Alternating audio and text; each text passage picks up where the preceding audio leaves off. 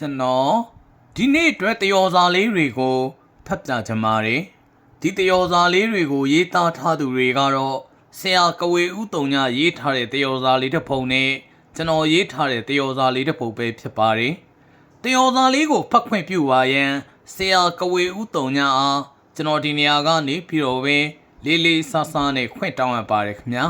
ကျွန်တော်ရဲ့ YouTube Channel ကိုအားပေးကြည့်ရှုနေကြတော့ပြည်ရင်းပြည်ပမှာချစ်တော်များနဲ့အတူမြန်မာပြည်သူပြည်သားများအားလုံးဘေးကင်းကြမ်းမှချပါစေဗျာ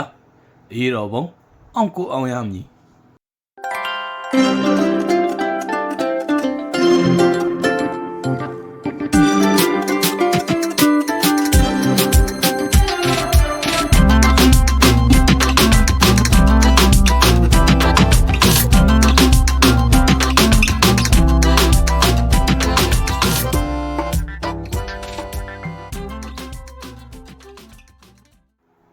မင်းတရာကြီးနဲ့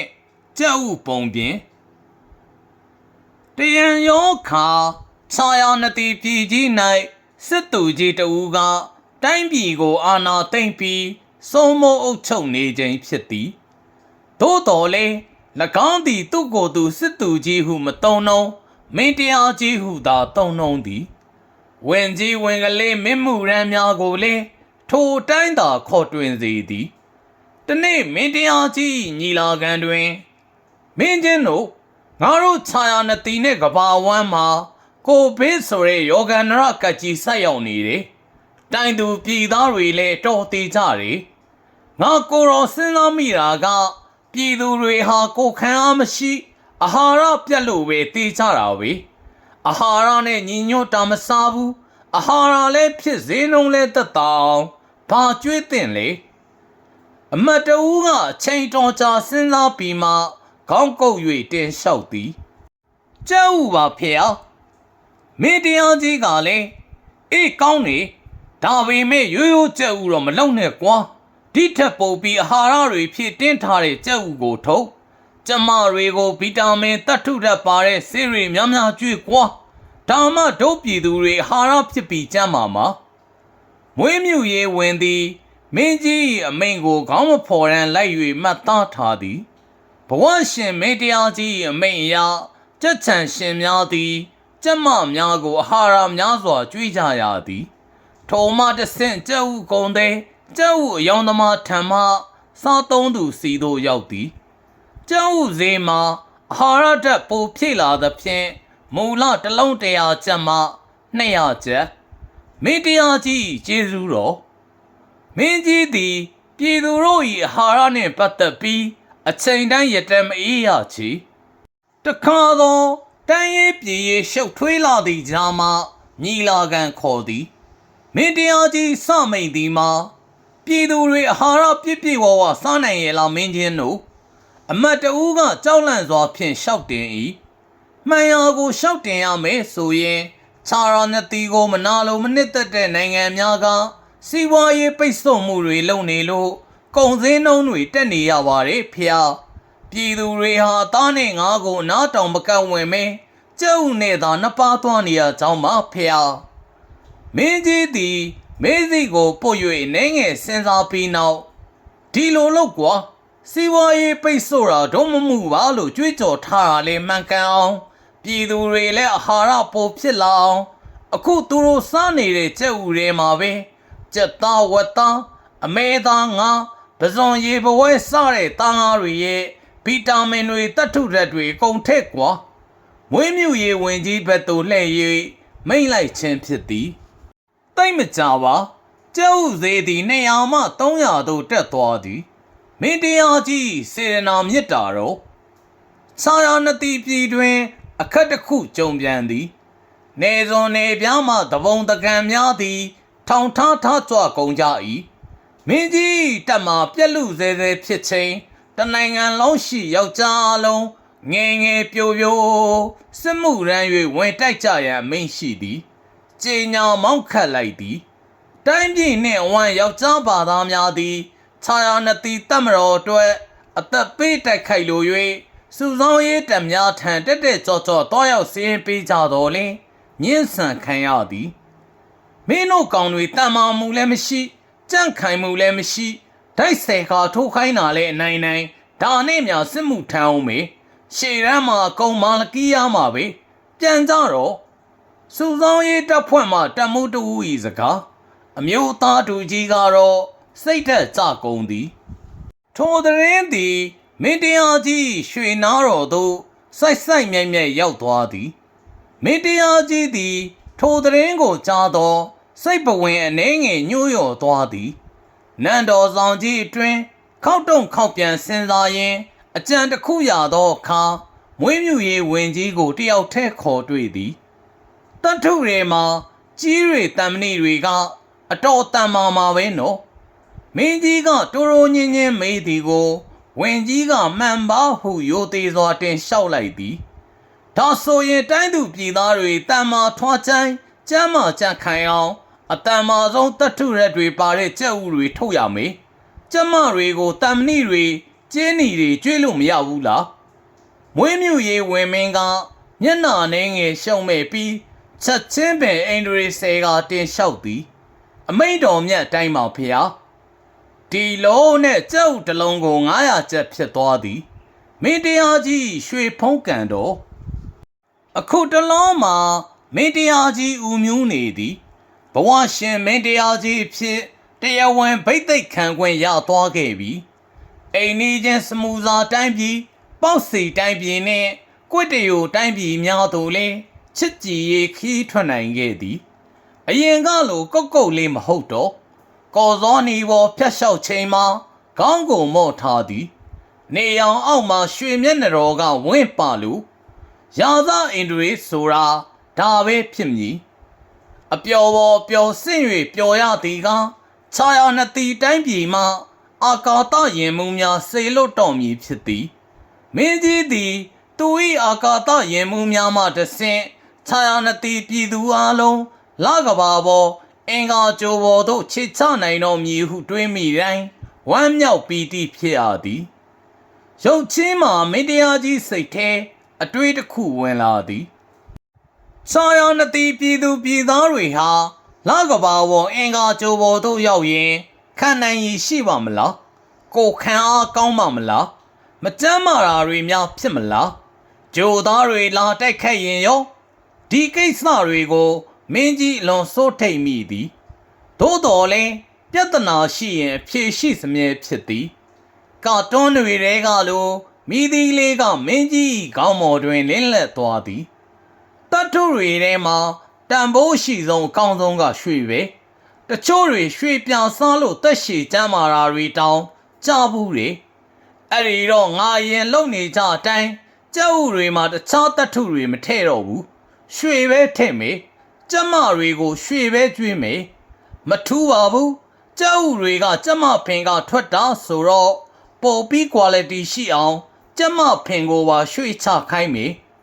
ဒီတခါတော့ဘယ်ဝင်ကြီးဘယ်မှကိုမှတိုင်မင်မနေတော့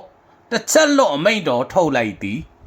လက်ပြောင်းလိုက်သလိုပြောင်းလဲသွားသောကျက်ဥဈေးကိုခြာရနတိပြည်သူအလုံးအံ့ဩကုန်သည်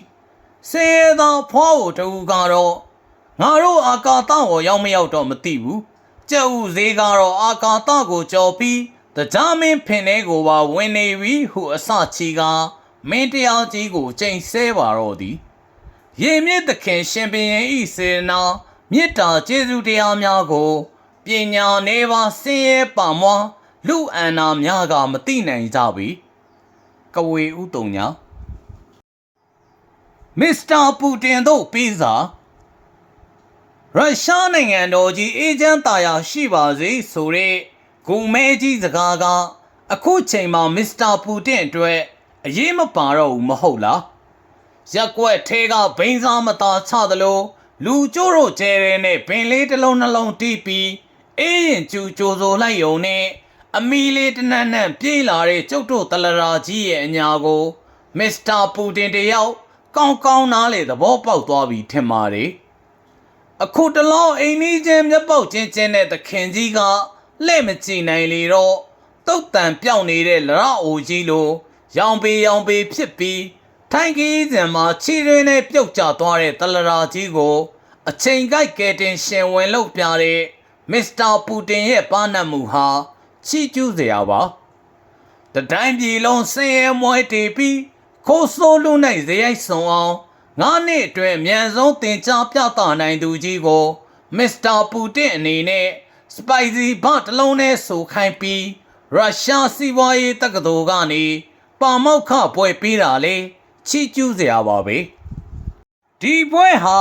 မိဘရှိန်ဝါကိုမတုံးမင်းကိုရုကိုချွန်ရိုးသားစ조사စွာဖြင့်နိုင်ငံရဲ့အကြီးဆုံးစီးပွားရေးလုပ်ငန်းရှင်တွေဖြစ်လာတဲ့တလရာကြီးရဲ့သားနဲ့သမီးအတွက်တော့အရန်ကိုတုံးတဲ့စီမှာပါအလောင်းတော်တောမကျွတ်မင်းအနေနဲ့စာရွက်ပေါ်ကဘွဲတစ်ခုကိုတုံးပြီးမြမပြည်ပွား YMBA ရိမစ်တရဖျားလောင်းကိုလိုချင်တဲ့စာချုပ်မှန်သမျှပြုံးပြုံးကြီးနဲ့လက်မှတ်ထိုးခိုင်းနိုင်တာလေထူးမြတ်တဲ့ပါရမီဖြည့်ခြင်းတစ်မျိုးပါပဲလူရဝင်မှုအတွက်ဘူတာစင်မှန်သမျှကိုလက်ပတ်တောင်းရမ်းနေရတဲ့အာနာသရောင်းစားကြီးကိုခွက်တလုံးကမ်းပြီးအတိမတ်ပြုတ်ပေးတဲ့အတွက်မြမပြည်သူပြည်သားအလုံးဟာမစ္စတာပူတင်ကိုအမြဲတမ်းမှတ်ရနေတော့မှာပါဘယ်သူကမှပေးမစီတဲ့နိုင်ငံတော်ပိုင်လေရင်ကြီးကိုမိသားစုနဲ့အတူစီးပြီးရုရှားကိုအိမ်ဦးနဲ့ကြမ်းပြန်လို့နေခြင်းနဲ့တလရာကြီးရဲ့ဆန္ဒကိုလည်းထပ်မံအတိမတ်ပြုပေးစေခြင်းပါလေပြည်သူမိခင်ကြီးမေစုကိုအားကြပြီးအမေရုပဲဖြစ်ရဆိုတဲ့ပုဂ္ဂရောကြီးမရန်မမိကျူတွေလဲရုရှားတို့နာမည်ကျော်သွားညီကျိုးအော်တိုစီနဲ့လေးကိုလည်းထည့်ပေးလိုက်စေခြင်းပါလေဒါမှသာနောက်ခါပြည်သူပြည်သားများကအမေရုလို့ခေါ်ပြီးကောင်းချီးဩဘာပေးကြခြင်းမှာအလားပါဆုံးပြုံးပြနိုင်ဖို့အတွက်မို့ပါမြန်မာစာပါမောက္ခဖြစ်ခဲ့သူမရန်မမိကျူဟာလေရွှေနေရိုးမလပိုက်အိမ်များဆိုတဲ့မြန်မာစကားပြေကိုအတန်နေတန်တားကောင်းကောင်းနဲ့ရွတ်ဆိုပြီးတော့မစ္စတာပူတင်ကိုကျေးဇူးတင်ကြောင်းပြောပြပါလိမ့်မယ်စကားမဆက်မစ္စတာပူတင်အနေနဲ့အပန်းမကြည့်ဘူးဆိုရင်ဘာရီယာပိုလီဂရပ်ဆိုတဲ့ရုရှားစစ်ကြောရေးမှာတုံးတဲ့မူသားဖော်ဆက်အဟောင်းလေးတစ်လုံးလောက်ကိုတလက်စာရဲစွန့်ကျဲပေးစီခြင်းပါလေမြန်မာပြည်မှာဒီစက်ကိုမဖြစ်မနေလိုအပ်တဲ့တလရာကြီးပြောရေးဆိုခွင့်ရှိသူပြန်ကြားရေးတာဝန်ခံဟောင်းမစ္စတာဇော်မဲလုံးရဲ့ညီမမစ္စခိုင်မဲလုံးကိုလက်ဆောင်ပေးခြင်းလို့ပါအော်ဒါနဲ့ဒီလာထဲမှာရုရှားပြည်သူတွေဟာဗန်မာအပ်ထားတဲ့ငွေတွေကိုအများအပြားပြန်လဲထုတ်ယူနေကြတယ်လို့သတင်းကြားမိပါတယ်မစ္စတာပူတင်ရေအချိန်ရမယ်ဆိုရင်နေပြည်တော်ကိုဖုံးဆက်ပါဦးဒီမှာတော့တလရာကြီးရဲ့ညွှန်ကြားချက်နဲ့ဗဟိုဘဏ်ဥက္ကဋ္ဌမစ္စခနန်ဦးက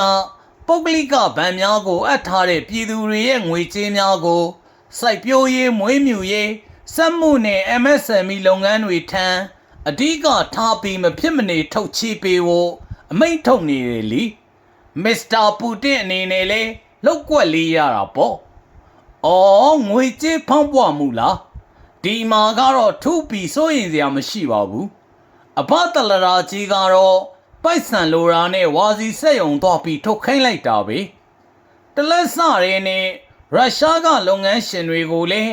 အောင်ပြည့်စုံရဲ့ရတနာပုံမျိုးသစ်စီမံကိန်းမှာလာရောက်ရင်းနှီးမြှုပ်နှံပေးဖို့သတင်းစကားလေးပါပေးပါဦး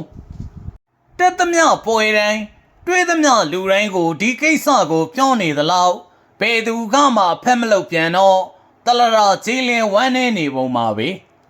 တိုင်းပြည်နဲ့လူမျိုးအတွက်ရုပ်မာလေရွတ်ချွန်ကြိုးပမ်းနေပြီမဲ့လေအဖေတယောက်အနေနဲ့